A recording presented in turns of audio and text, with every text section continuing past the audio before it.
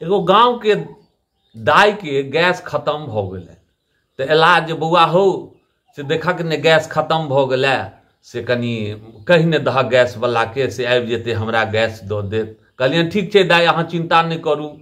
Mobile निकालू और mobile निकाल के गैस वाला के फोन के लिए तो कहलक जे भाई साहब आधा एक घंटा में अबै छी।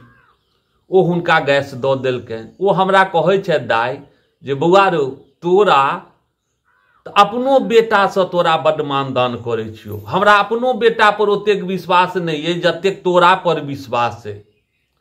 खूब आशीर्वाद दै छियो, खूब जीवे, खूब दनदनाइत रहे नहीं 121 हेतौ सब किछ कह के बड़ा मन प्रसन्न भेल जे दाई एतेक आशीर्वाद देले।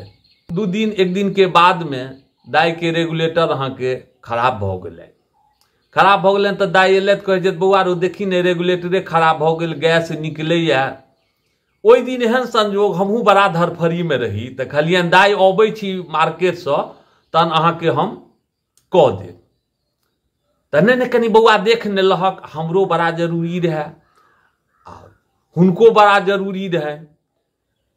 तो कनिके हम आगा बढ़लौं बढ़ कर रुकल रही तो दाई गांव के दाई अहाँ के भन भनाइते मारू ई सरधुआ कोनो जोगरक नहीं है। ई सरधुआ के होते हम बड़का काबिल भ गेलौं हैं। फलामा बेटा के गौरव कतेक भ गेलैया।